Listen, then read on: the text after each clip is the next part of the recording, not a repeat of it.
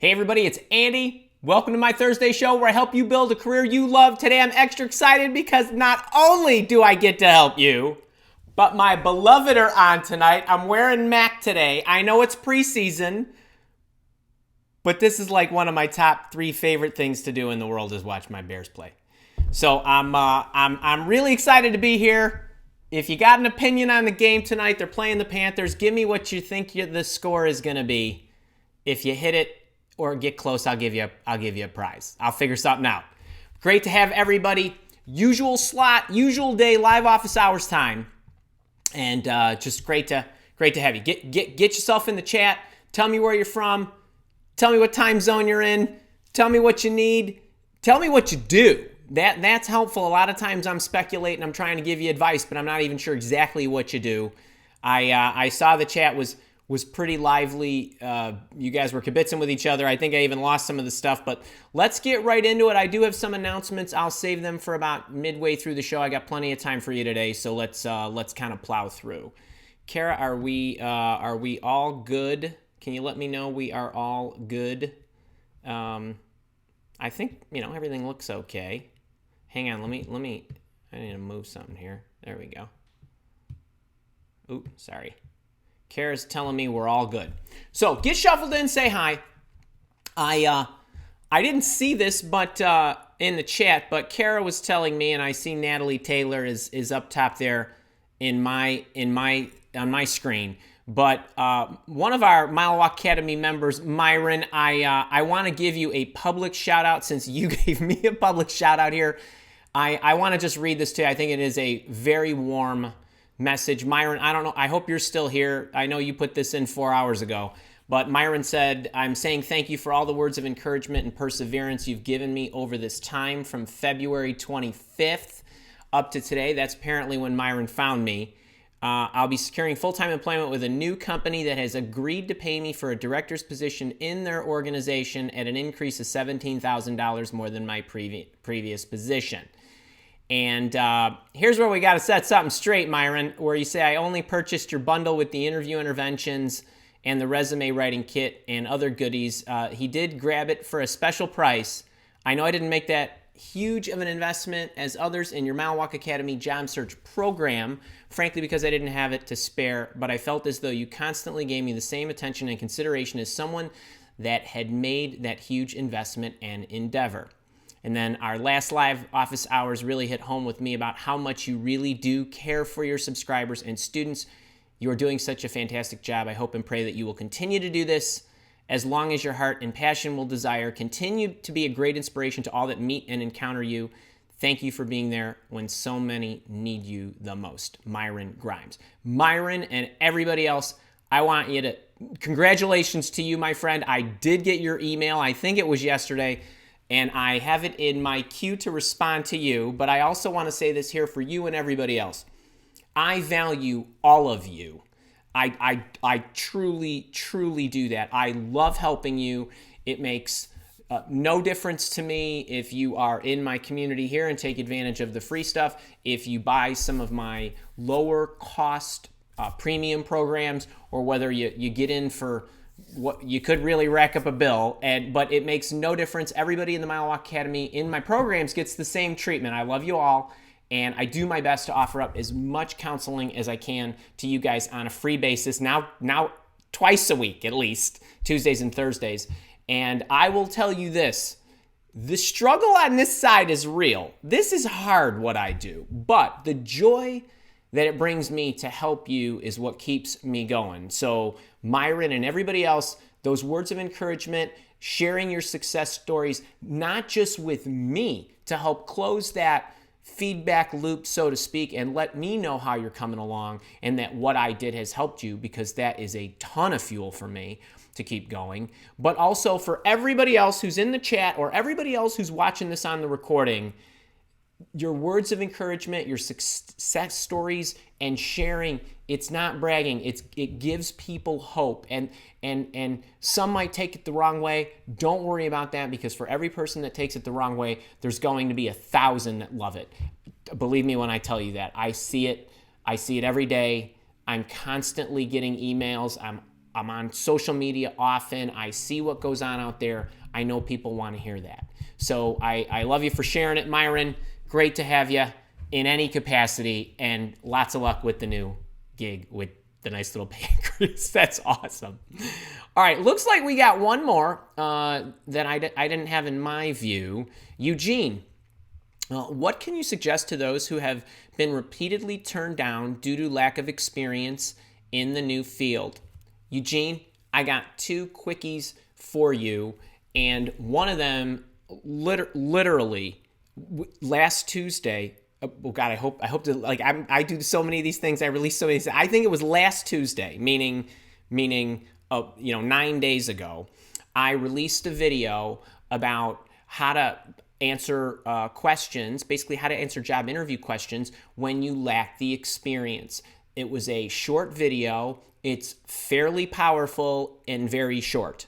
And then what I did, I released that in the morning on Tuesday. This is my new protocol for people who are new to my community or who haven't heard of my new Tuesday schedule. But in the morning at 6:30 Central Daylight Time in the U.S., which is where I live, I release a recorded video.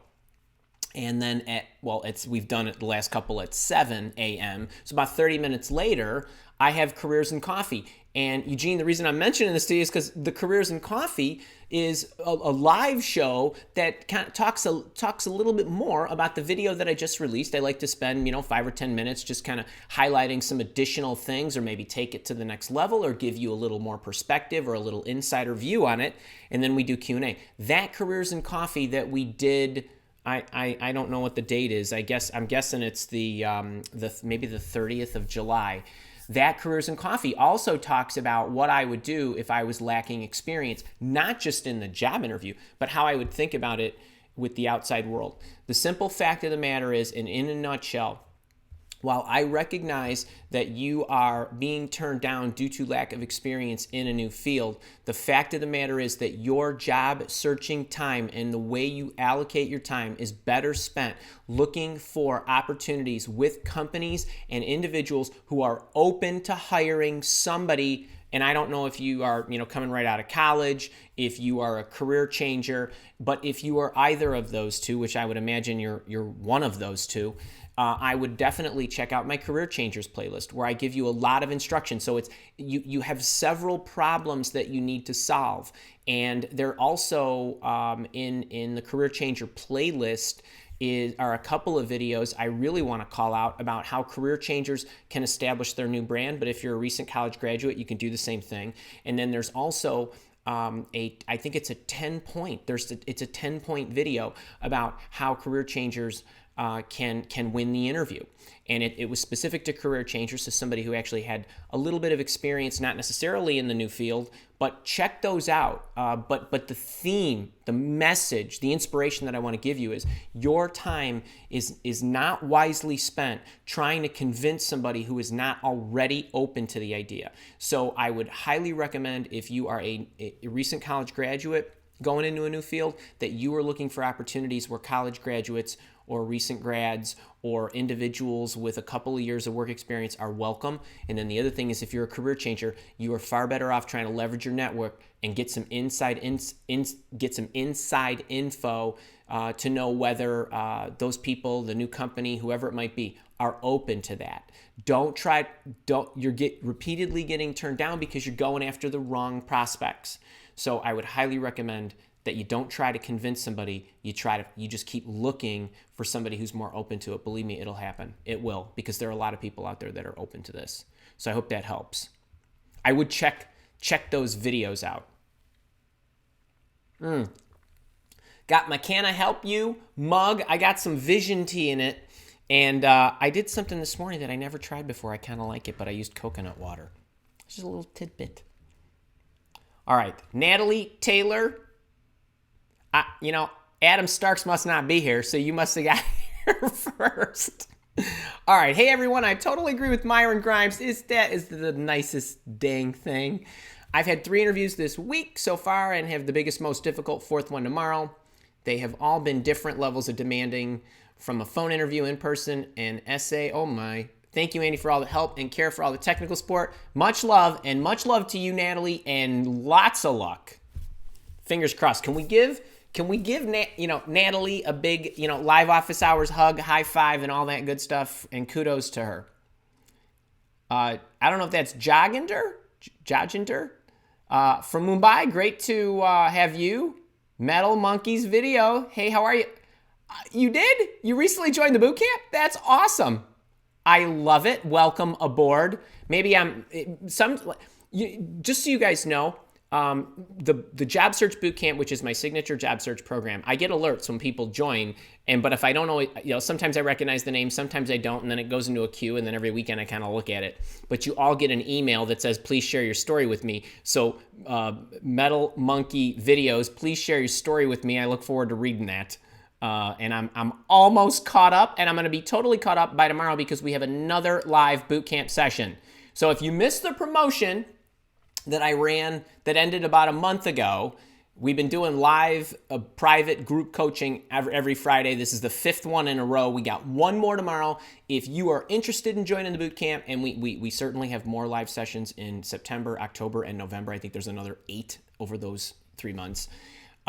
We will give you a discount of $100, but you got to email support@milewalk.com and say, hey, Andy mentioned in the live show today that you'd be willing to give me $100 off.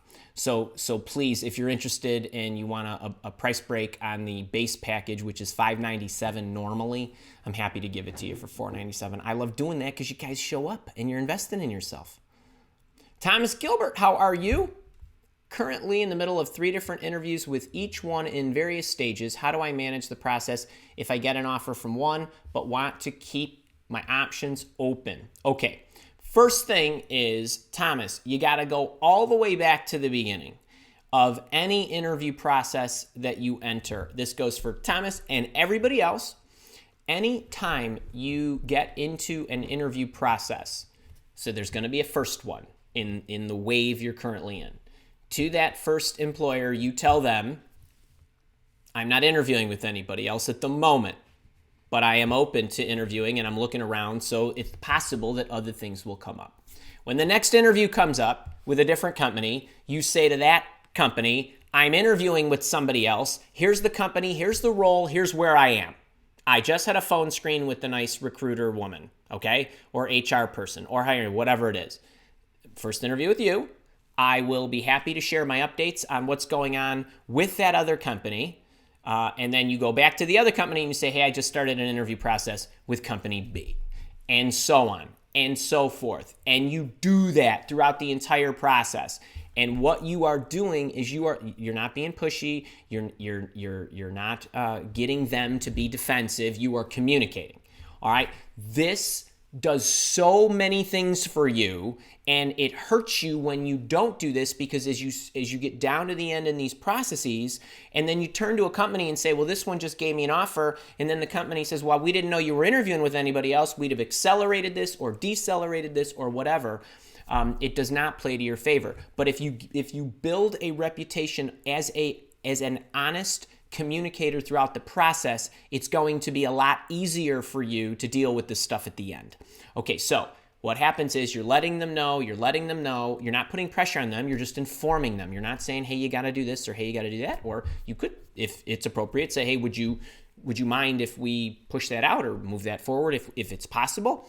But the communication is good. You are not giving anything away, and no one cares. They would rather know what you're doing, and they in turn are more likely to reciprocate and let you know what's going on with their search in their company, how many candidates they have, are there internal candidates. All these other things are going to be a lot easier for them to answer for you because you're establishing the fact that you're going to be open and honest with them. All right, now you get down to the end.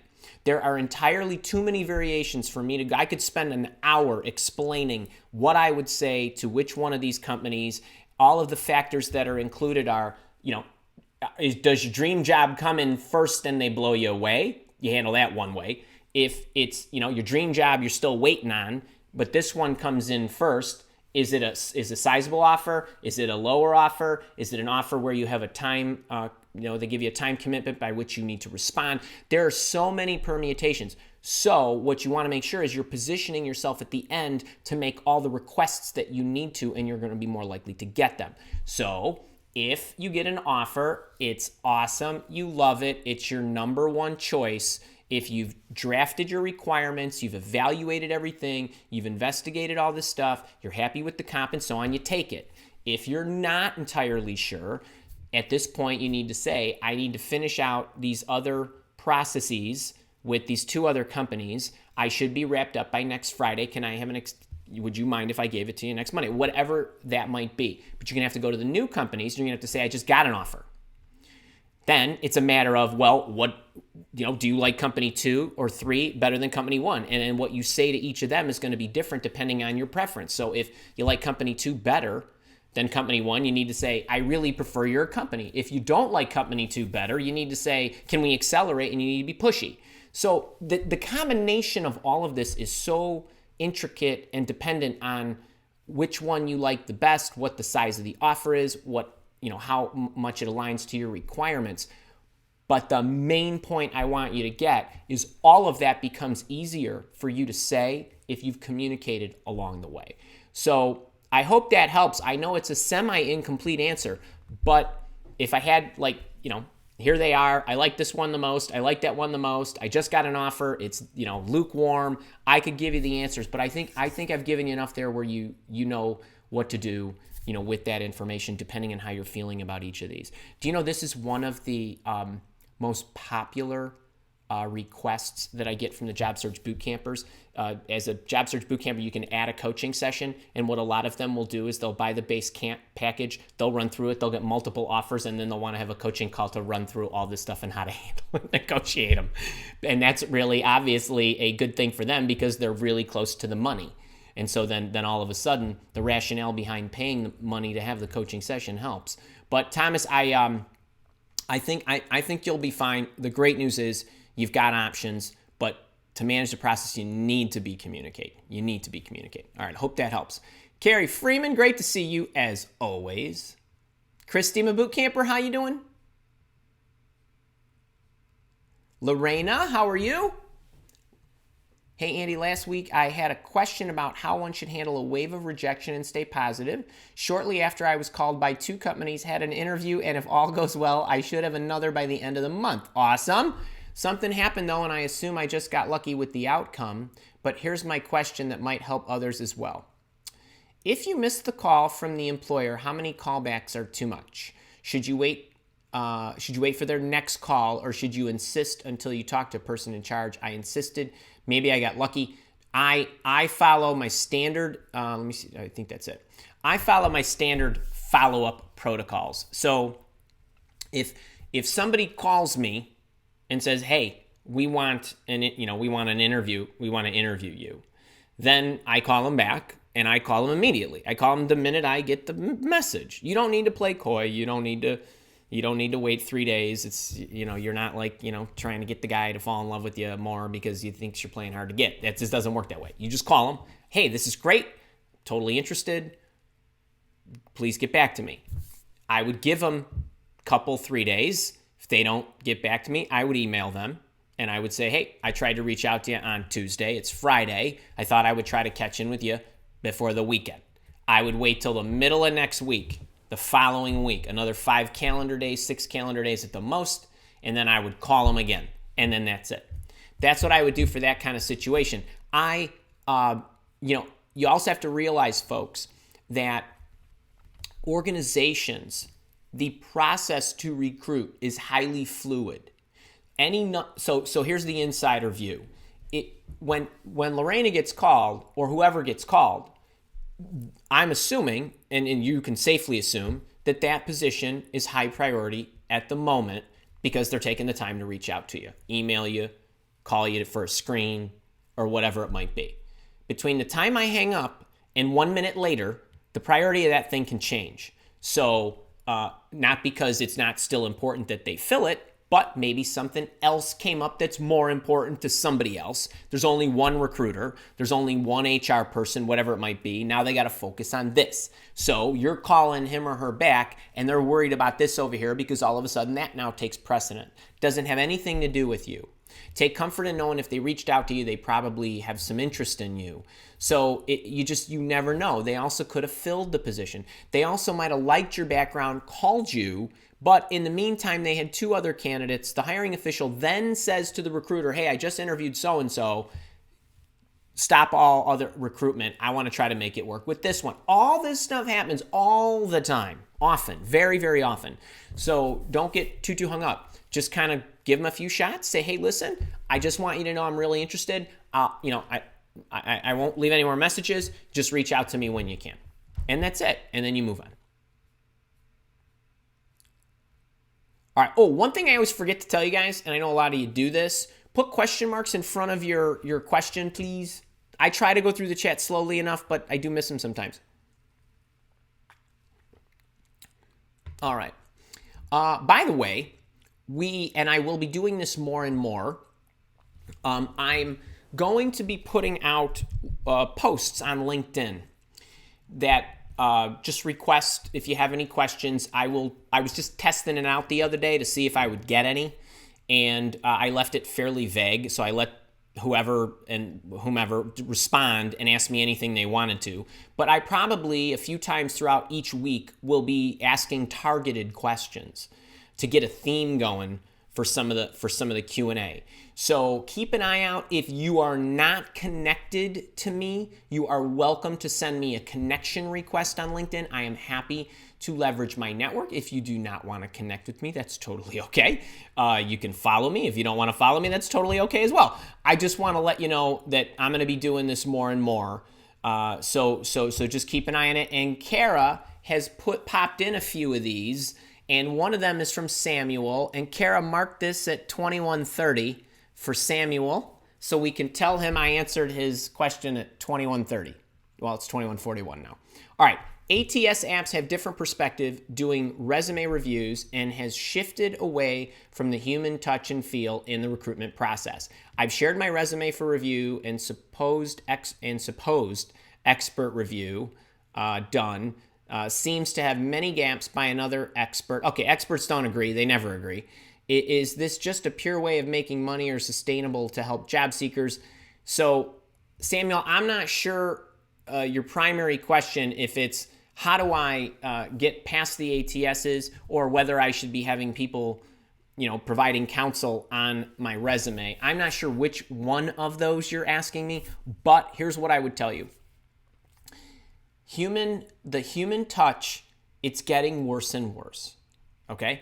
So some organizations are completely getting away from the human element, and that's awful, and I hate it, and I think it sucks. And I also think that those companies will not get the best and most talented people, okay? I genuinely believe that, because if I'm the best, I don't want to deal with that. I don't want to deal with a one-way video. I don't want to deal with, an audio interview. I don't want to deal with all this impersonal crap. I want to talk to somebody in the organization. But employers think it's efficient, so they do this stuff. They think ATSs are efficient. They're not. They also have legalities and other things that they have to deal with. Let's say the ATSs stay. What I recommend is, I've given you, if you haven't seen it, I would highly recommend that you get my resume template. The resume template is laid out so it is ATS friendly and it is human eye friendly. I've given you scads and scads of instruction on how to fill it in, topics and all that good stuff. And I would highly recommend you watch 3 Secrets to get your resume noticed, or you invest a tiny bit of money in my resume writing masterclass. It's $49. You can get that, or something like that. And I would figure out how to put together a great resume that passes through the ATS and also is good on the human eye. Now, with the ATSs, I would have one base resume. Then what I would do is I would check it each time I was going to either put it in an applicant tracking system, which would be my last resort, try to send it to somebody at an organization for a job I'm aware of, or send it to somebody at an organization that does where my skills and experiences would be an asset to that company, even though they don't necessarily have an open and advertised position. In all of those cases, I would do my best to look for a job description. And if I had a job description, meaning that the opportunity was publicized, then what I would do is I would look for the keywords. I would try to marry up my one base resume to those keywords. I would run it through JobScan, and I would look to see any low-hanging fruit, anything I needed to match up very quickly, and on it would go. The other option is when I want to send it to somebody at an organization where I don't have a publicized opening. If I don't have a publicized opening, then what I want to do is I want to look for other job descriptions at companies like that company to see what are they calling out is important. I would take that step. I would do the same process. I'd run it through JobScan, and then I would do my networking. I would send my emails and so forth.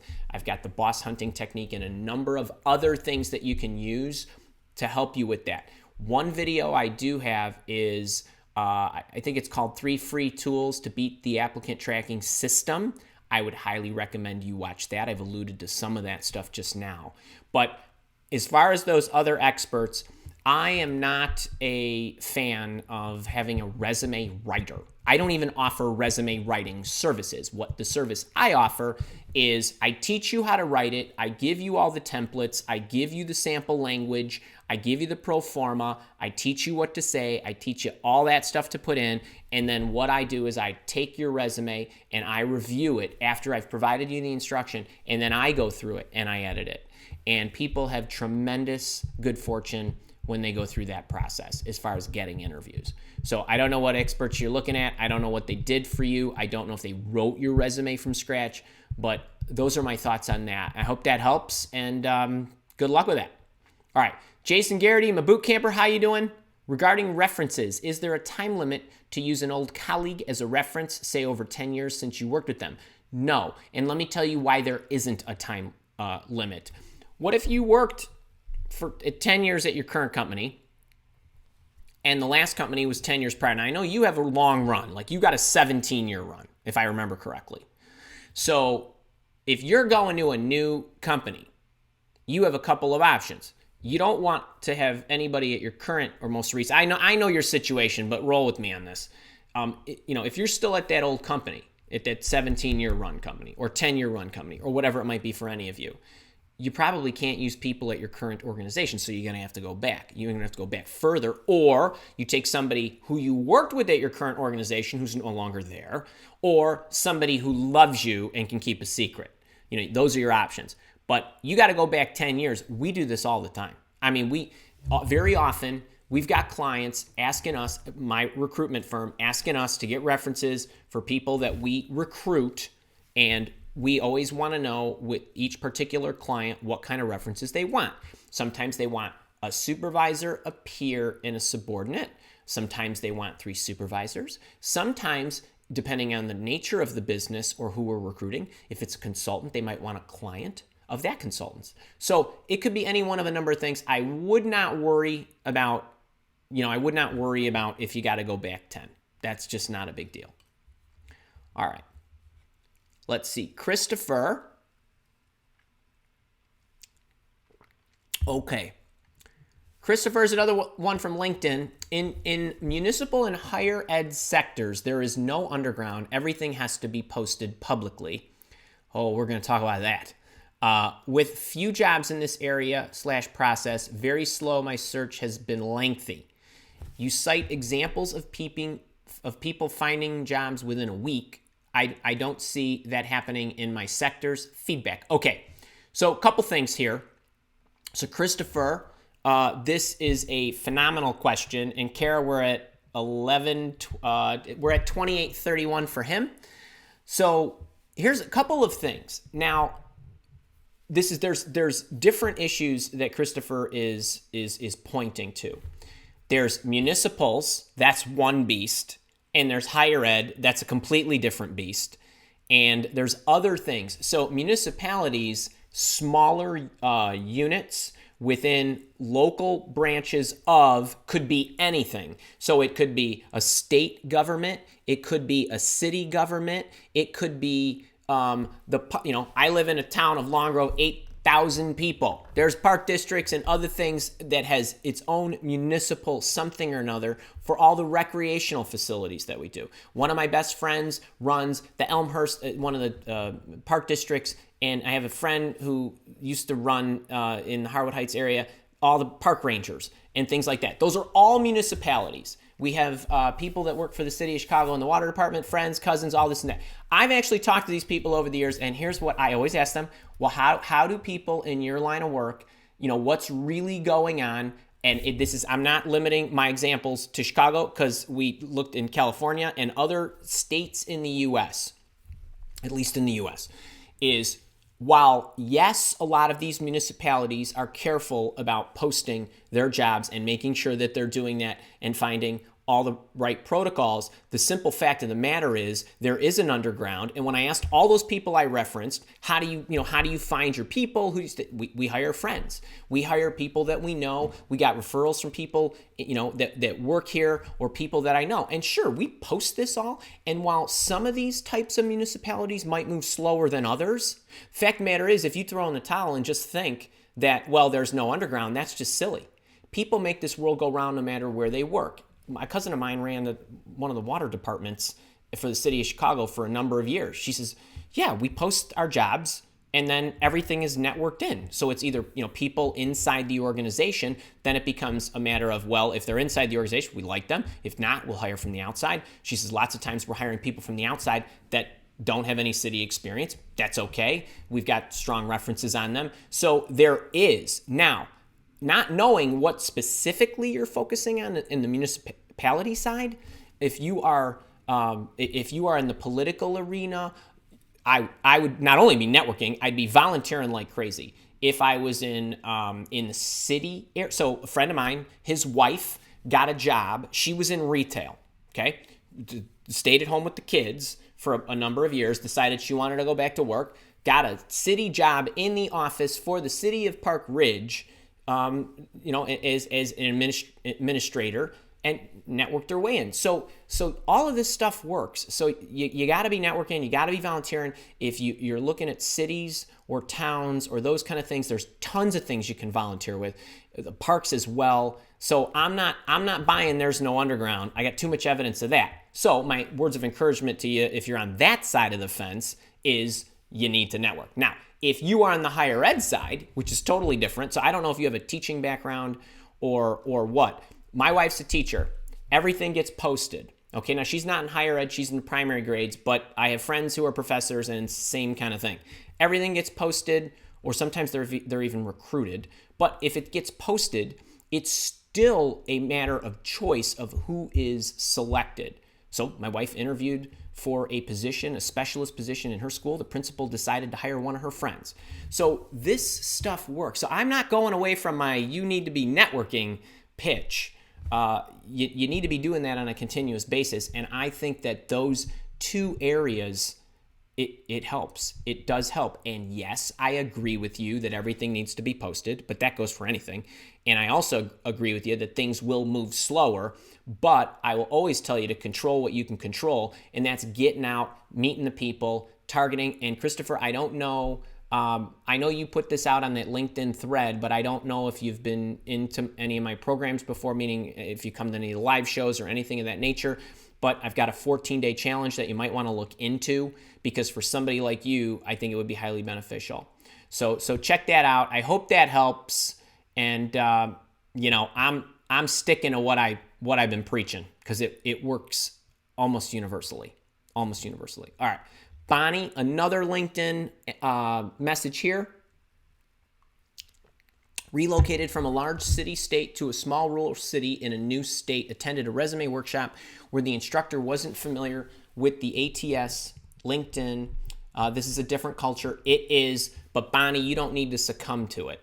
So if I was going to relocate, now you've already, I don't know. Oh, you said relocating. So you might not have relocated yet. If you have not relocated, even if you have, I would look at my video on how to find an out-of-state job. So that's something that I would highly recommend. And as a matter of fact, it almost doesn't even matter if you're relocating, because the tactics that I show you they're tried and true, but they're especially good for people who are relocating to another city and what to do specifically. Number one, I would check that out. Number two, I would also not limit my options to the low number of people or demographics in the area you're in. I would still be looking at larger corporations, because there are a lot of, and Bonnie, I don't know what your profession is, so there are a lot of positions that can be done remotely. Maybe you can travel. So there are, number one, I just got done mentioning the 14-day challenge to Christopher. I would recommend that to you as well, and I would not limit my choices of companies to my rural area, because a lot of organizations will allow you to work remotely depending on what it is you do. The other thing is, you want to make sure that as you are looking at different types of positions, I would take advantage of the different websites that help you find remote jobs. So literally sites that are designated for remote workers. That's another option for you, where you know right away that anything that's publicized on that site, that they're comfortable with the person working remotely. So I would try those out. I would not limit myself to what was inside my geography. It's just this world, it's too easy to work remotely these days, and a lot more organizations, if they find the right person, are willing to bend over backwards.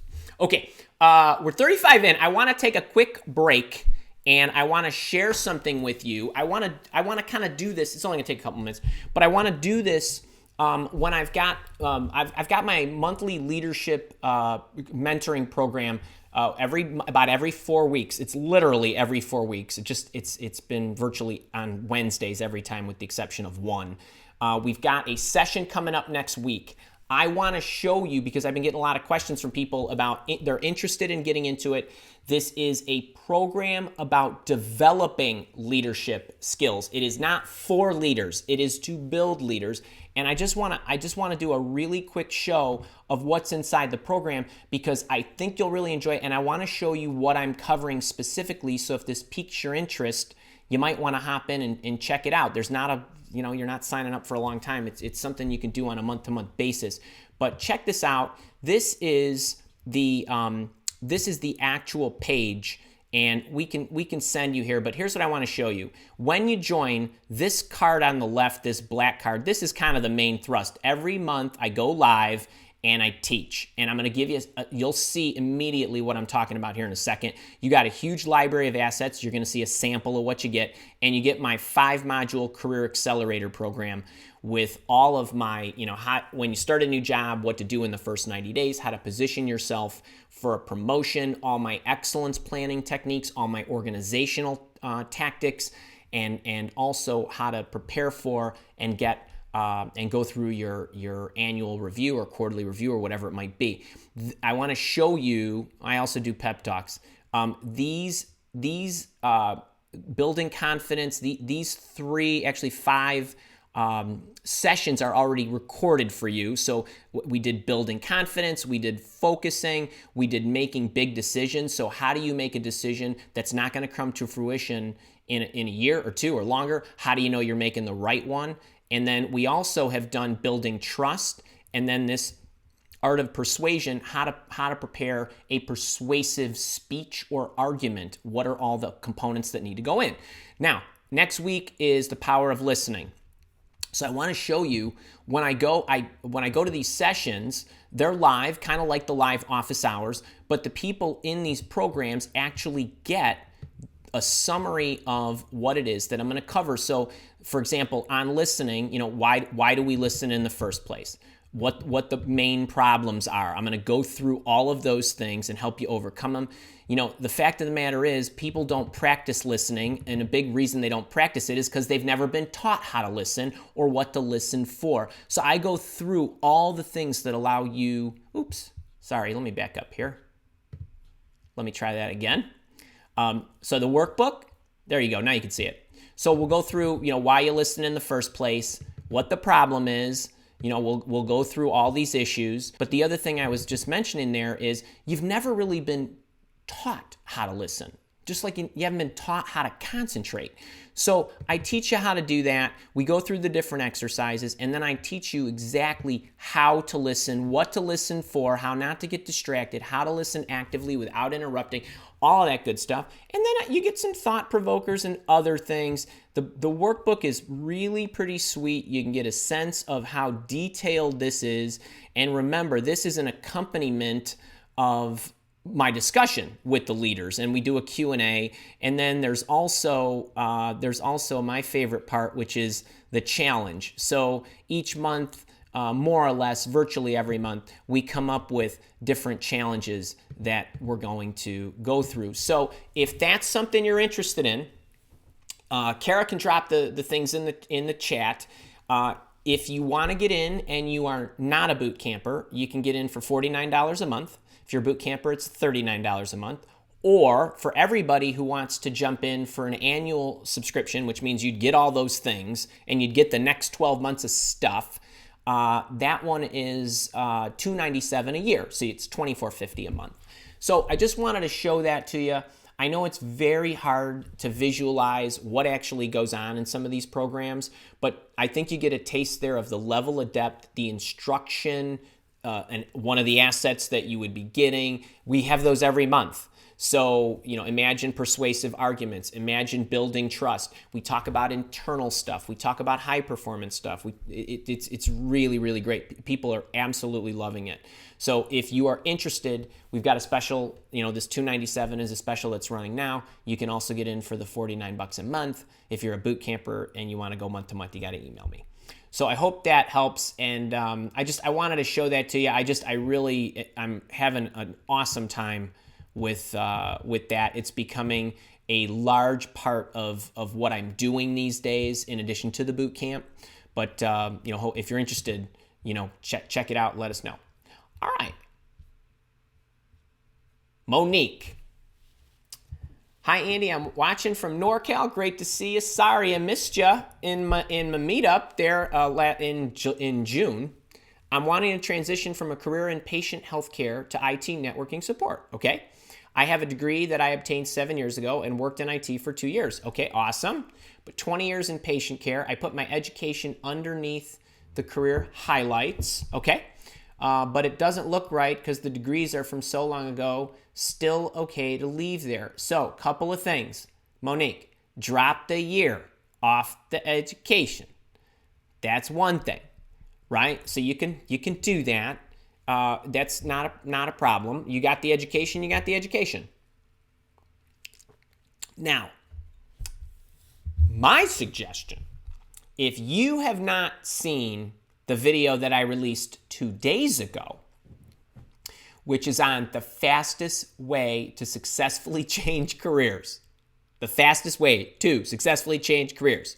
I give you the tips, but to focus you in right now, I would look at IT, networking support for healthcare IT companies.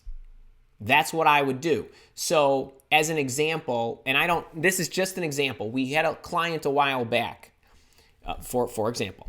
They did IT and networking support and a number of other things, very complicated, out for the world for many kinds of clients, but over half their business was in the healthcare and hospital space, more about the providers than the payers. So you've got patient care. I guarantee you there are companies out there that do IT support for those types of companies. In fact, we got a guy right now, literally, that's what his company does. And he he's at this company, and he is actually, we're trying to recruit him out of the company, but just coincidentally, my point being, I would be looking for the intersection between what you know and what you want to do. And there's some overlap. So you have some assets from all of these years of patient healthcare that you can provide because you have working knowledge of the types of business functions and the things that you could support from an IT standpoint. That would be where I would be spending 90% of my time, is how do I find those types of organizations that do that, and then can my network get me into those? That's what I would do. So to answer your actual question, you can leave your education up there at the top because it is in IT. I would drop the year off, but tactically, I think what really is going to help is if you're looking for that intersection. So I hope that helps. All right. Esangwe? Lionel? Hey, Andy. Thanks for all you do. What is your take on recruitment agencies? They are fantastic if they are actually a staffing agency. Meaning, if you are somebody who is looking for temporary consulting work or temporary contract work or temp to perm, temporary to permanent work, staffing agencies can be great. I have videos out there about working with executive and third-party search firms as well as corporate recruiters, 2 different videos. Staffing agencies are very different. While I do not want really any of you, no matter what your profession is, to be spending a lot of time calling executive search firms, it's okay to contact them. You have to have the right messaging and you have to have the right mindset that they likely are not going to call you back unless you fit something that they happen to have on their desk at the moment. Staffing agencies are a little bit different. They are a commoditized business that is under a lot of pressure when their client, basically what happens with these agencies is their client basically throws out a piece of meat at 8 o'clock in the morning on a whatever day. And if by the next 2 days, they don't, it's whoever gets me the people first is going to get the shot. So you're talking hours, not months. Okay. So when they get a requisition on a Tuesday morning, by Wednesday end of business, that thing is probably going to be closed. So they need a lot of people in their system in order to reach out to those people very quickly, get a response back, and then get you in. So they're more receptive to responding to you. And even if it's nothing more than, hey, we'll take your resume, we'll pop it in our database, we don't have anything at the moment. So I'm okay. I'm okay with that. I don't mind you doing that at all, assuming that that's your medium that you want to find the job. That's totally okay. And I would go and I would get my resume in a whole bunch of staffing agencies' databases. So hope that helps. Tess Lynn, how you doing? Up Rocky Mountain Lass. Cone of Cones, 1 of 4. Love it. All right, Andy, imagine this. I'm gonna do my best. The ABC company started a new team about a year ago. Now they're ready to expand and hiring internally to fill new roles. Okay, so they're expanding internally. One of the candidates has been offered to join this new team. What's different about this person is the company offers to carry over the same compensation package from their previous role. It's common. This leaves the person with very little room for salary growth in the future. The role typically doesn't pay that high of a salary, but will, as their skill set would be an asset to the team. How can the candidate in this story negotiate so they have future growth opportunities? So there are many factors into this. And the questions that I would be asking myself are, first off, do I absolutely want to go to that team? Like, is that what I want to do? That'd be first. And I would make sure that that was the team I wanted to be in, that's the career trajectory I would want to be on, and all that good stuff. From a salary perspective, I don't know if this is a large company or a small company. If it is a large company, they probably have firm salary bands. If the first thing I would do, if it was a large company, is I would be negotiating for level, not salary, right? You can slide the level. And what if I get into the next level and I'm at the lower end of the salary range of that level? That'd be my first shot. If I was in a smaller company, I wouldn't take that for an answer. I would say, nope, I need to make sure that I'm getting the pay raise, or I'm getting the trajectory, or I'm getting the opportunity, and that there is room for me to do that. That is much more malleable in a smaller company. So I don't know all of the factors, and I also don't know the rationale behind why the person wants to move and keep the same salary, so they must desire the position. But there are many things you can negotiate. It doesn't just need to be salary. It could be extra bonuses. It could be more PTO. It could be parking. It could be, like I would start going after everything I possibly could. Companies do this. They will find ways to make deals, concessions, whatever it might be. Work from home 2 days a week. Whatever it is, all that stuff will matter. Sometimes there's spiffs. Sometimes there's one-off bonuses or like mini internal sign-on bonuses. All of that stuff I would go after. And if I had more, I know it's a little difficult, going back and forth this way, but that's how my mind works, is where can I, right? How can I get that? So I hope that helped. Francisco, hey. Karen S., hello. What kind of questions should I anticipate with a follow-on interview with the department director after the phone and panel interviews? Karen, I have no idea. I don't know what the company type is. If you have a phone screen, a lot of times they're going through, what do you like? What are you interested in? Let me tell you a little bit about the company. Here's the culture. I'll tell you high level about the role, and so on. I don't know what level you are. The department director could be a super bigwig or kind of a middle management type. But if I had to guess, if you've had phone interviews and a panel interview, the director is likely going to be focused on closing you. So I'm trying to think if I didn't release the video yet. Okay, I actually have a video on this subject, literally. I have already shot, the video's already clipped up, it just hasn't been released yet. And here's what I would say. When many of you that are junior or mid-levels, if you are going into a new company, if you've gone through the phone screen and you've gone through whatever the tech screen is, for whatever your domain is, and then you've gone through a panel interview, whoever you're meeting with let's say this is the end, this person is likely not going to be drilling you with a lot of questions. This person, if this is the department director and this is like your final interview, this person, he or she, is going to assume or confirm that everybody else likes you. That's why he or she is speaking with you. And at this stage, it's almost a foregone conclusion that you will get the job in many cases.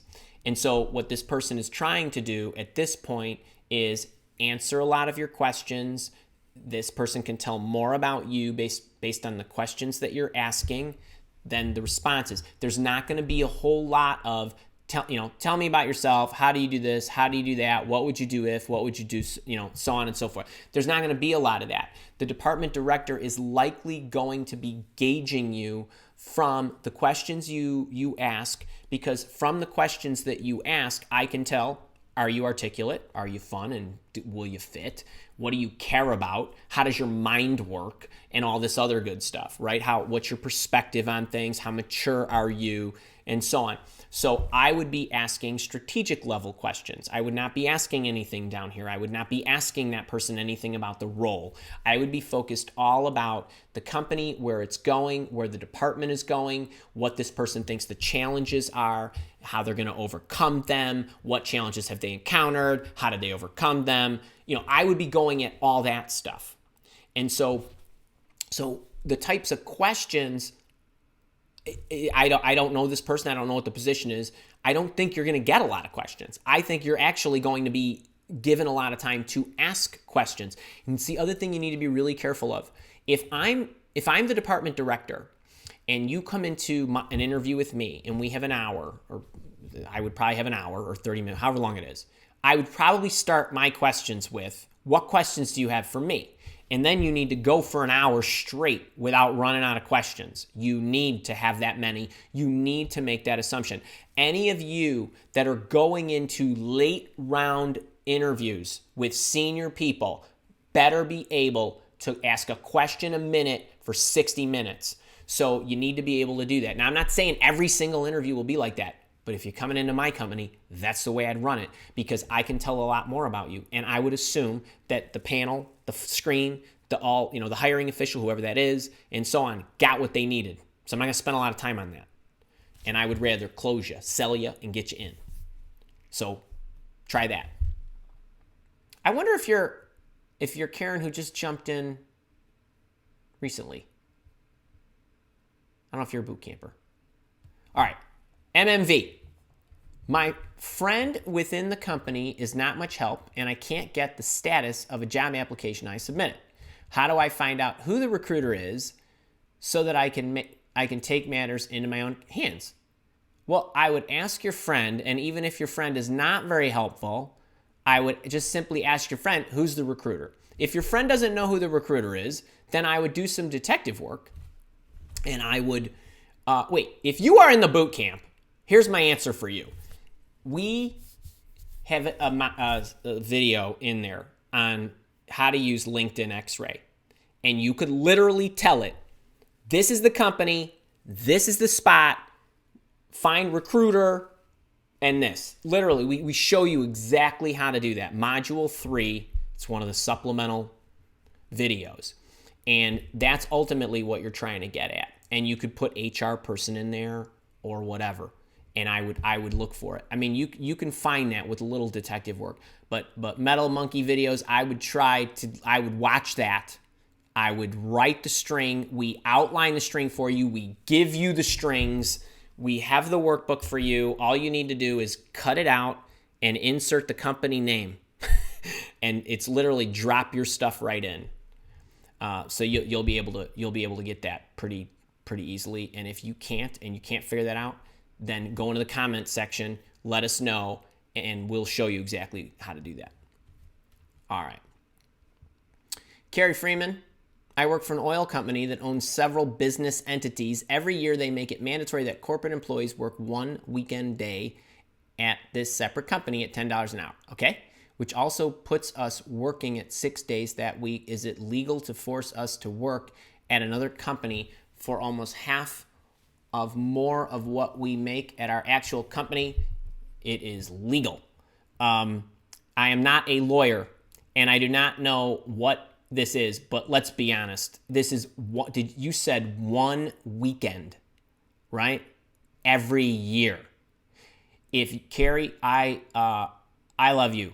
If you are in my company and you can't swing one day, there's a bigger problem there. So I don't know if you get a separate W-2, you cannot possibly be talking about a lot of money. I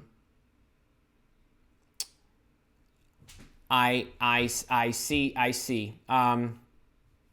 Okay, so this is not about the effort. This is about the inconvenience, right? Wait, I lost that. Hang on. So is this about the inconvenience? Because I would be, first of all, I don't know how many hours. Okay, if I'm trying to think if there are different. This you know what? This is a question for the tax lawyers. I don't cut 1099s for people unless they make $667. And so I'm assuming if you work 8 hours, it's going to be $80. I'm not sure on this one how I would approach it. Seems like a minor inconvenience, though. All right. Alina, greetings from SoCal. After the phone screen with the company's recruiter, I sent a thank you email. Now off to the next stage. Yay. When I send thank you note to second interviewer, I CC'd the recruiter and continue on with each contact. Yes. You got it.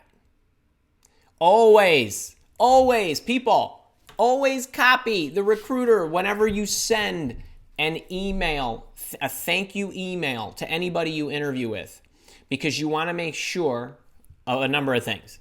Number one, the recruiter is the one who is maintaining your HR folder and probably dropping all your thank yous and all that stuff into a folder. Do not expect the interviewer to do that. If you send it just to the interviewer, it will never make it into your HR file.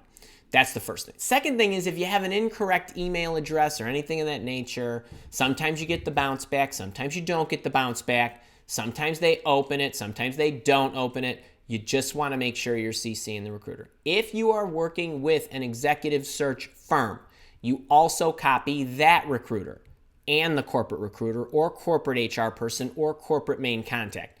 So definitely make sure that you are doing that. All right, Dan in Demand. Hey, Andy and fellow boot campers. Dan, I had a nice lunch with your pal yesterday, and we had a great time, and we high-fived to you, and lots of luck on all the stuff you got going. All right. Evelyn O, my boot camper, how you doing? Oh, look, Andy finally made it in the chat. You are awesome. Steve, good morning to you. Tips for successful phone interview. I do. Head to my blog, type phone interview, and the article will come up. 8 big points. Adam Stark, 10:59, man, you're a little slow today. Are there any differences between traits, strengths, and soft skills? Not really. Not really. No. However, I will never run over that question and not tell you. If you ever put a trait, if you ever put a strength, if you ever put a soft skill in your resume and leave it dangling, super bad. So you can't just put I'm detail oriented. You can't just put I'm a hard worker. You can't just put I'm energetic. You can't just put I'm enthusiastic. You can't just put I'm a self-starter or I'm an entrepreneur or I'm whatever. You can put those words in your resume. It better say, and here's why, or this is how I demonstrated that, or whatever. It needs to be there. And you will get a lot of traits, strengths, soft skills, and all that other silliness in the job description. And if you are submitting your resume, even if you are sending it directly to somebody, even if you're sending it directly to somebody, so it's not even going to the ATS, still match up those keywords.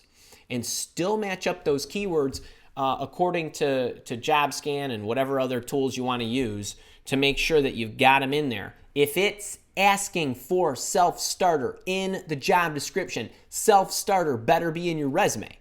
Even if you're not sending it through the applicant tracking system, even if you're sending it to somebody, because they're still going to want to see that. And chances are it will go into the applicant tracking system, and you want it to score high even if it's after the fact. Okay, so just make sure you're doing that. Hey, Cindy, Andy Perez, how are you? Billy Collins, nice interacting with you this morning. Great to see you. Steve Smith, how are you?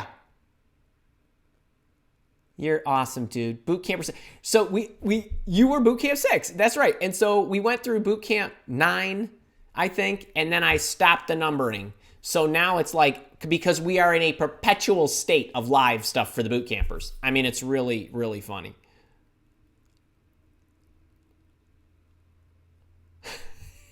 Charlene Crocker, I hope you're enjoying that interview intervention book. I saw your name pop up. Steve G, hey there. Dave S, Andy, hey again. Joe Winter from Louisville. All right. Vancouver, hey Ishan. PR, how you doing? Andy Norris, here we go. What should I do when an executive recruiter insists a gap in my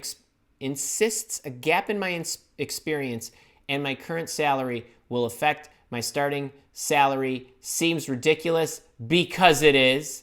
Okay. I'm not even sure what to say. Andy Norris, it's nonsense. Now, I mean, somebody might look and say, well, you know, the gap left you with less experience than we would have liked. I don't know. I don't really think, I don't even know what we need to talk about that. It's just not true.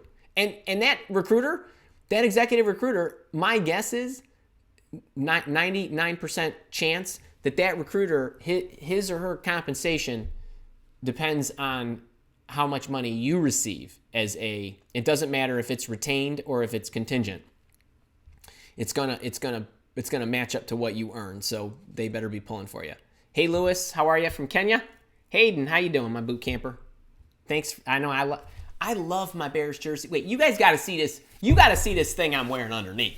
I mean, this is like, I mean, I'm ready to go. To Crash Marcel, how you doing? Hey Jeff, how are you? Nurse from San Diego, great. Karen, yeah, so that is you, my boot camper. Your training is so helpful in giving me the interview prep guidance that has given me the confidence. Thank you. Thank you, Karen. I thought that was you.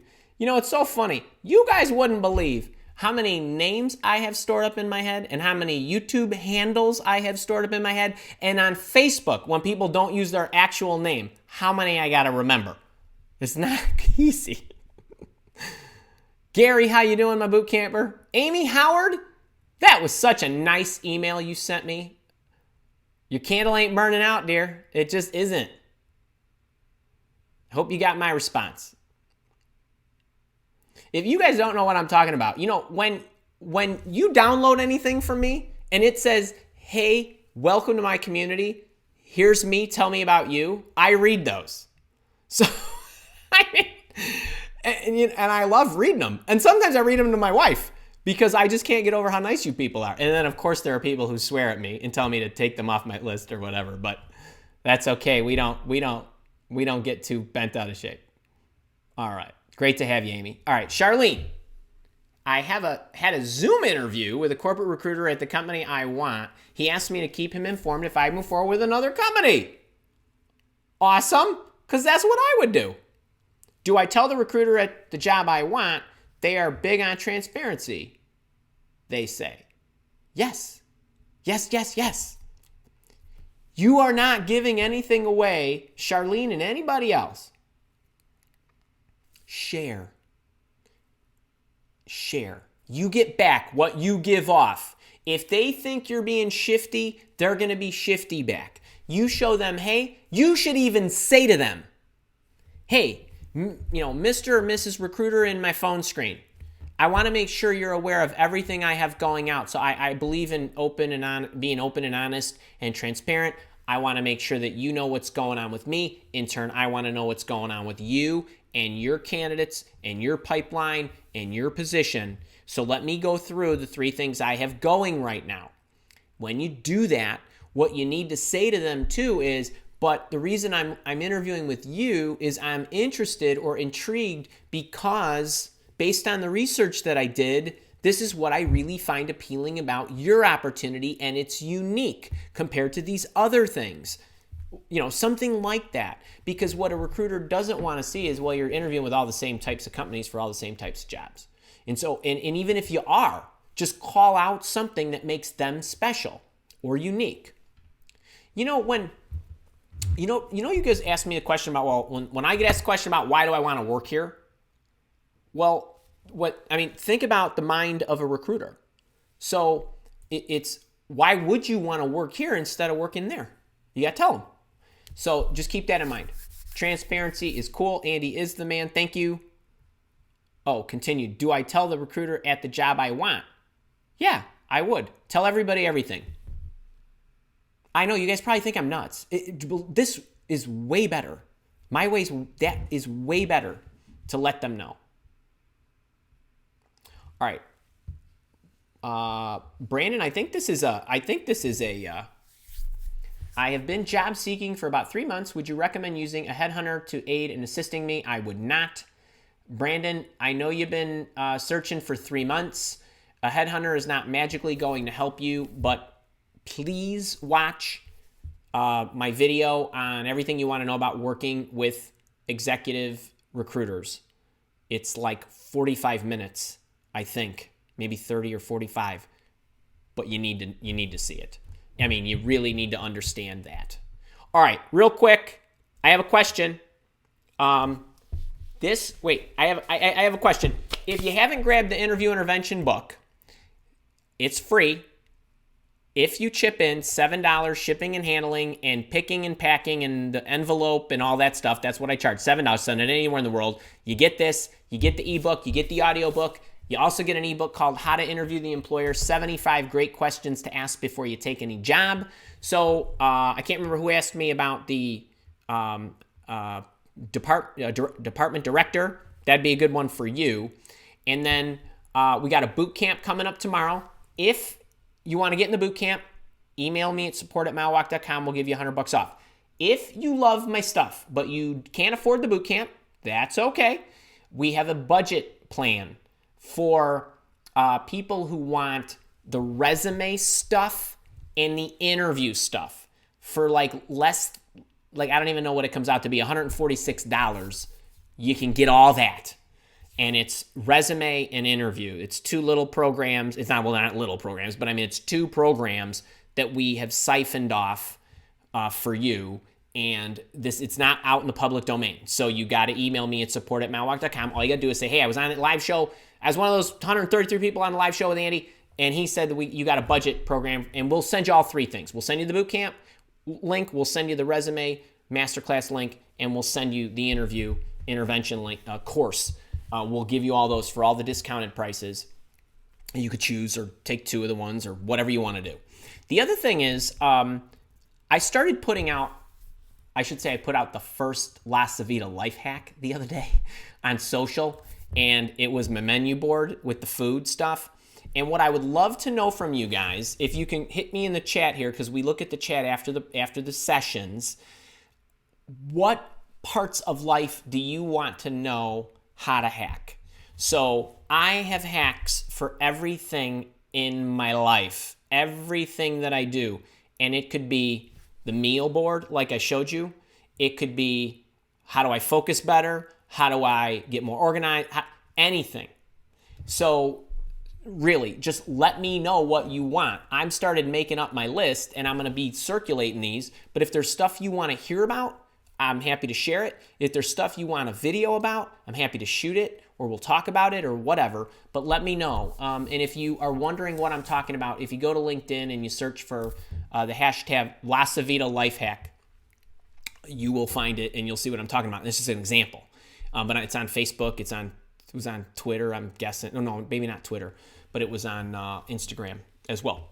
Also, follow me on LinkedIn. Connect with me on LinkedIn. Follow me on the sites. I'm happy to have the conversation with you wherever is convenient. And I think that's enough about that stuff. Let's get back to the questions. Kara, how we doing? All right.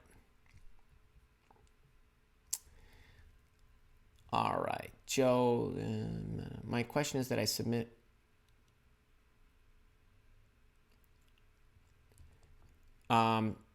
Metal Monkey videos 1104. So I know you're asking about, sometimes the question disappears. If anybody joins me late, so we got a whole bunch of people here. It's 12:11, so we've been on for 70 minutes.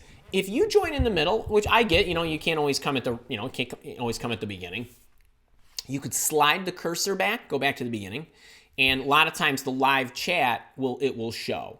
Occasionally, if you join in real late, depending on your browser, if it's fresh or refreshed or whatever, sometimes you might miss the early chats. You might be wondering, well, hey, where's he reading from? I just read them in order. So, and if I miss anything, then Kara, she slacks me and lets me know. But I think we're okay. Marcel, I read it. You are true. I hope you mean my book. What moves you now? Good morning to you, Anne Marie from Jamaica. You're such an thank you so much. And Julio, my boot camper from sunny Portugal. They should change the name of Portugal to sunny Portugal, my friend. And thank you, Julio, for that nice shout out on LinkedIn. That was dang nice of you, buddy. And I was really proud of you. That was really awesome. Judy Meyer, how are you? All right, Billy Collins, what do you got? Part 1 of 2, I have a 30-minute meeting about a position inquiry regarding an internal department of my current hospital org. Okay, so it's basically a position about an internal position. I spent 2 days with their team during my MBA internship and really loved, where'd the rest of it go? Really loved what they do. Should I treat this as an interview and boss hunting opportunity? I would say treat it as an interview. You basically got them, right? So you don't need to boss hunt, even though they can be your boss. I will have my resume. Yes. Any other tips? So in this case, Billy, there's a video I have out there. It's actually on the YouTube channel. So it's not, I've talked about it in the boot camp, but there's a quick hit video about second job interviews. Okay. The concepts in the second job interview, which second means second, third, fourth, fifth, and however many. but about the things you should say to make them feel as though you are already part of the team, and these next steps that you're going into, because you've spent a couple days with them.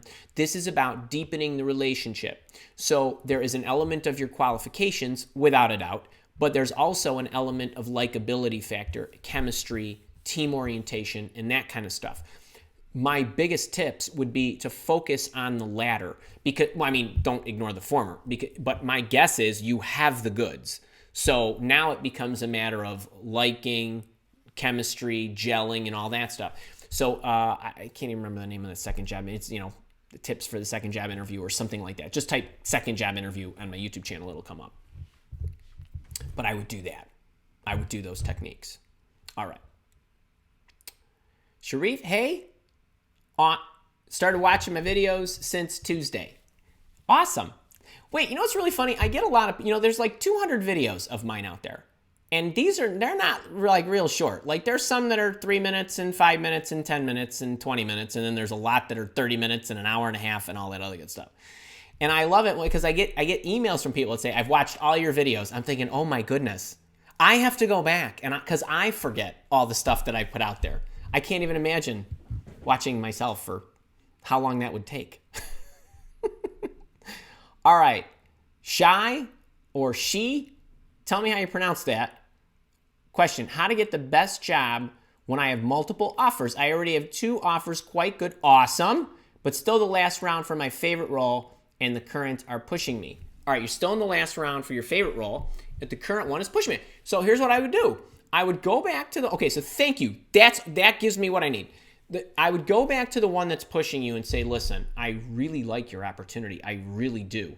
I just want to be absolutely certain that this is the right one for me. I would like to finish out the other opportunity. And here's what you need to do now. You need to be respectful to both of them.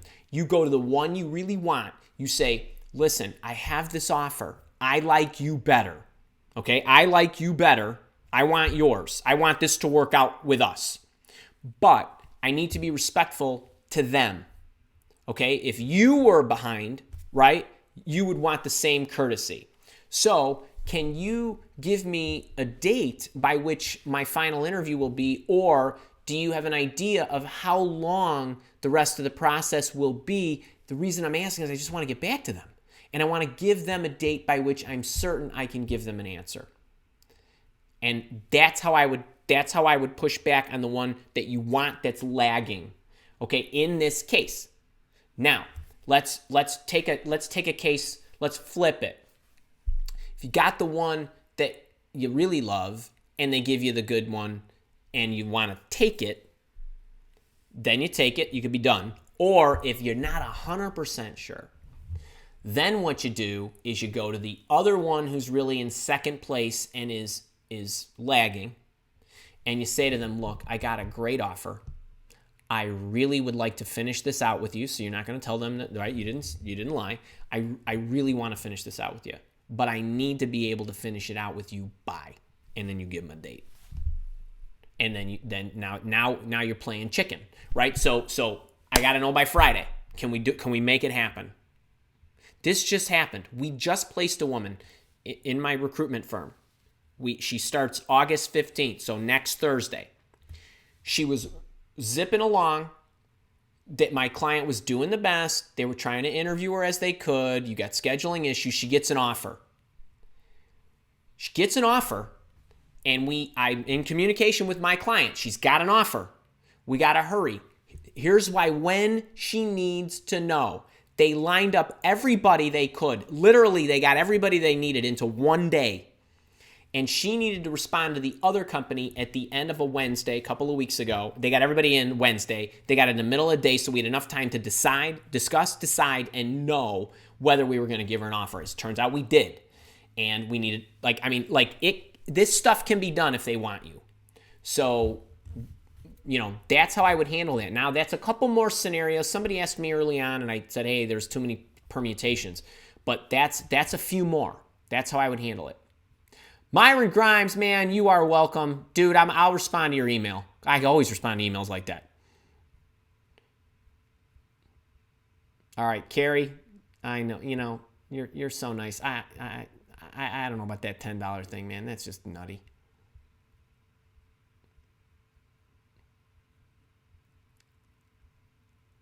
All right, I think I got those, Brian. Brian, suggestions to polish up on being more executive was recently passed up because I lacked an executive presence while having all the other required skills and experience. Okay, so there are, how do I say this? Being executive level is there's many facets to it, but I think there are two things that are inescapable about people that I would call having executive presence. The command of an influence of what they're speaking about is one thing. But the real key is how they make the other party feel in every sense of feeling. Meaning, I'm looking at somebody I know's got it down, got it covered, makes me feel warm and welcome and safe. Like in her hands, in his hands. And that, by the way, that doesn't mean they need to be your boss, right? They could be a peer, meaning like, okay, my boss got my back. My peer, when I give her whatever, she's going to take it and go. I don't need to worry, okay? Or my staff, I know when I give somebody something, I don't even think about it because it's going to be done, right? Or if they got a problem, they can come. Like all of that stuff works together. So executive presence to me, it is about, okay, I'm wearing a bear right? Like I'm wearing a bear t-shirt and a bear jersey. I feel like, I mean, you can judge this, but I feel like you and I, even if you're just new today, we got a good connection. You trust me. And I've built a lot of that over time. And even if you're new to my channel, there's a lot of stuff that's out there that you can glance at that's going to give you a comfort level. Okay. So it isn't about like, I got to put the suit and tie on. It's about this, and it's about the things that you say that draw out that comfort and trust and just that warm feeling with the other person. So the places that I would go, well, first off, I mean, the leadership stuff that I just showed you has a lot to do with that, because I look at people, it's not just how eloquent they are. I know a lot of great orators that suck. I mean, that they, like, what comes out of their mouth is nonsense, even though they sound really great. So it's not about that, but it's about the stuff that you say, how you say it, the sequence in which you say it, how you make them feel, everything from eye contact, all that good stuff all plays a part. But there are about 1 million blogs and books out there that can help you with that. And if you want some deeper coaching and with me, you want to be in my programs, you can check that out too, because that will help you, because that's what that program is about. And so it's not just about leadership, it's about high performance, it's about presence, it's about taking care of yourself and all kinds of stuff. So I hope that helps. Angela, how are you? Is it okay to have questions written down to refer to in an interview? Not only is it okay, if you do not have them, I would call that bad. Okay, so make sure you have them written down. You want to make sure that the list is long and that it coincides with the things that are most important to you. And Angela, if you are wondering where to get great questions, do two things for me. There's a video on my channel called How to Choose the Right Job.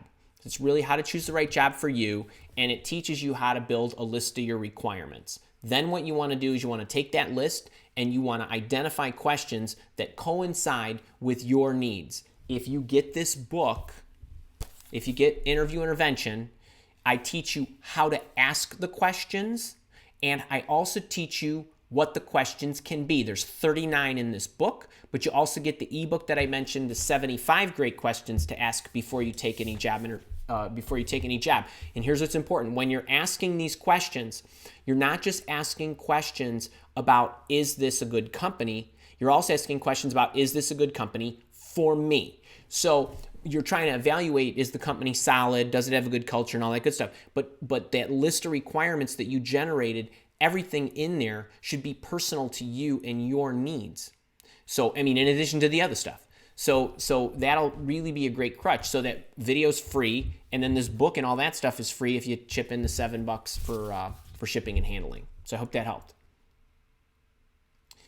Sharif, the online group and community, the one, I'm not sure if you are, I'm guessing the 1107, so I didn't do that. You can, Kara, can we put the, so here's one thing. All of you that want to be on my email subscription list, which means you're going to get a Tuesday morning digest at 6:30. You're going to get a little reminder on Thursday because I go live on Thursday. Okay, so you're going to get those 2 emails each week. Then some weeks you'll get an extra email that says, I got a leadership program coming up. You want to jump in? Here's what it's about. Kind of like what I showed you. And then there's times where I'm promoting my boot camp. So you'll get you get like mini clusters of emails here and there every few months. But it's really good stuff. If you want that, then all you need to do is either go to the Mile Walk Academy website and download anything, or Kara can put the just the direct subscription link in the chat here, and then or you could just send us an email at support@milewalk.com and we'll send you a link and you can subscribe. Or you can go to the Mile Walk site and it just says subscribe now, or my blog, or any of that. It's usually pretty easy. All right, hope that helps. Sharif, my next boot camp is tomorrow. So we will give you the promotional price. Just email us at support@milewalk.com and you'll be able to come tomorrow. Then we have another session. We have another session in September, and then we have a string of them, like back-to-back Fridays, October, November. I mean, like it's a pretty sweet schedule, and all that stuff is on the Job Search Bootcamp page that you can access from the Mile Walk Academy. And you click the little card, it takes you up to a whole page. Kara, maybe we can put it in the chat here so you can see what you get. But if you want the discount, just email us at support. If you're not sure what to do, you can enroll in it and then email me and say, hey, I heard Andy say this at Live Offset, and we just give you the credit either way. All right. Seth Black Media.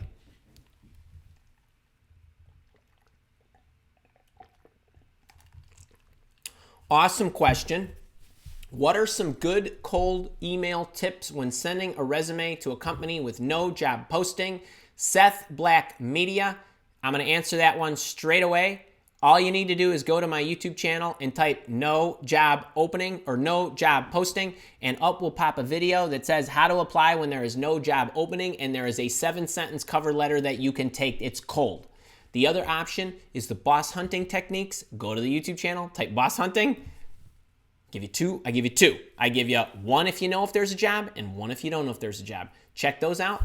Can I use the email message as a cover letter so they immediately read it? You can. You can duplicate it. You can put the email in and then attach the cover letter, and you could even say, I've attached this in cover letter format as well.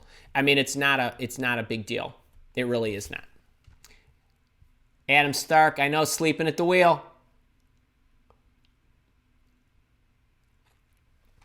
Melinda, good morning, Andrew. I've been a stay-at-home mom for several years, and just recently I went on an interview at a law firm that specializes in medical malpractice for a bilingual coordinator. Awesome.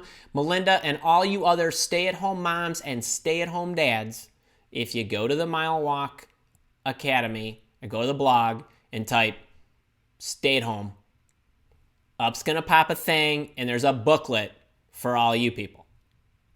It's free. All right, Dean.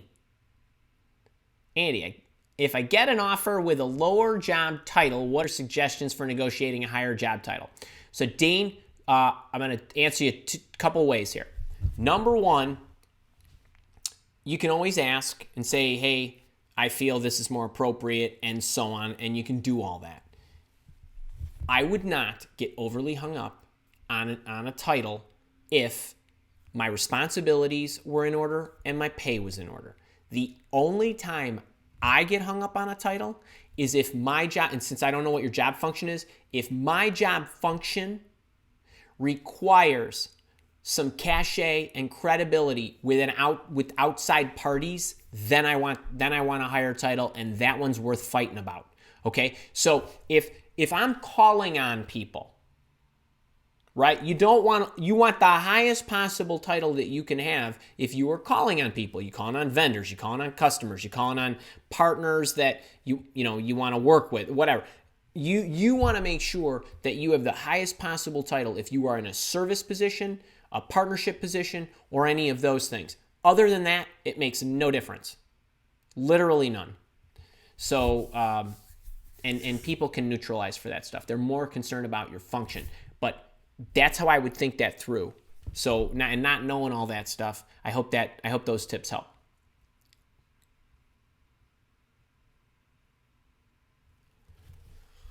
Melinda, I was called back for a second interview and do not know what to expect. What kind of questions will they ask, and how can I better prepare for the second interview?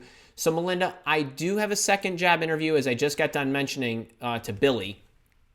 But in your case, I don't know what the first interview was like, if it was just a phone screen or with the HR person or the recruiter, and you're going for a second interview.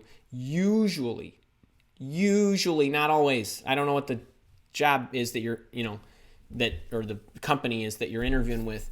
I know you said I think you were the stay-at-home mom, right? So to the law firm. All right. So my guess is you are going to be asked questions about, this would be what we would loosely call the technical screen. So, and by technical, it doesn't mean they're, technology. It's about your domain specific experience. Now, if you are going to the law firm and you are a lawyer, you're going to get that kind of stuff. If you are an administrator, like or a paralegal, or a legal administrator, or an executive administrator, or whatever it is, you might get questions about that. So whatever your job is going to be, that's what the questions are going to be focused on. That would be my guess. And I would brush up on those.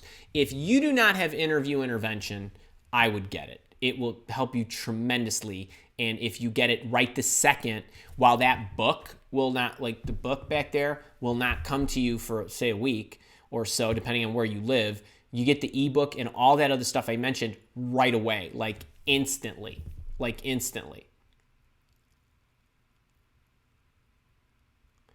Cone of Cones, I got them. I think we got those, right? Kara, I got them.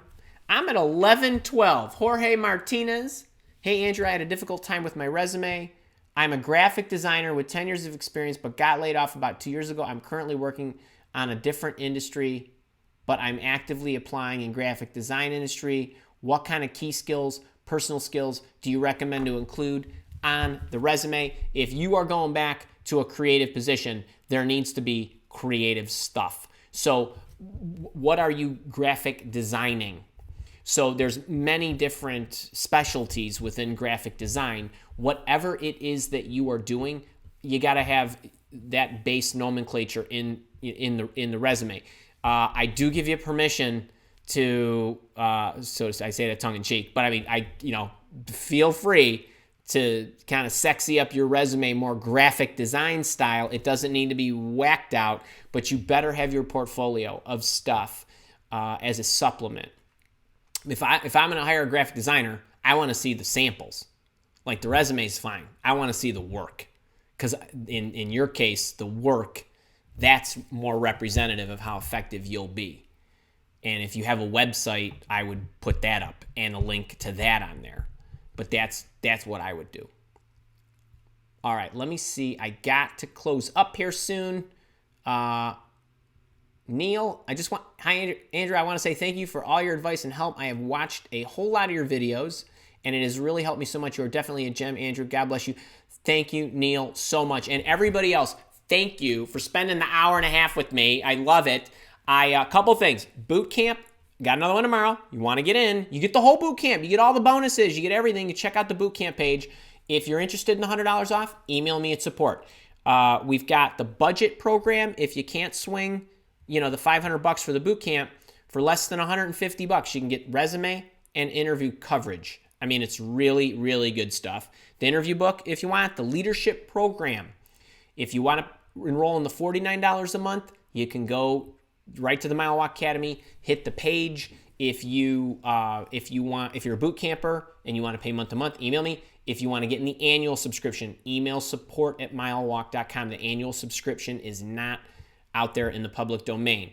That cuts your rate down to $24.50. You can jump in for the listening stuff. You can get all the backlog as well, and then that enrolls you for a year. And what it also does is it gets you full access to the goal setting masterclass that I'm going to be shooting September 3, 4, and 5. So, and then let me know about the life hacks. I'm actually going to be interested in seeing these. But I got to run, folks. I will see you Tuesday for coffee in the morning. Talk to you soon.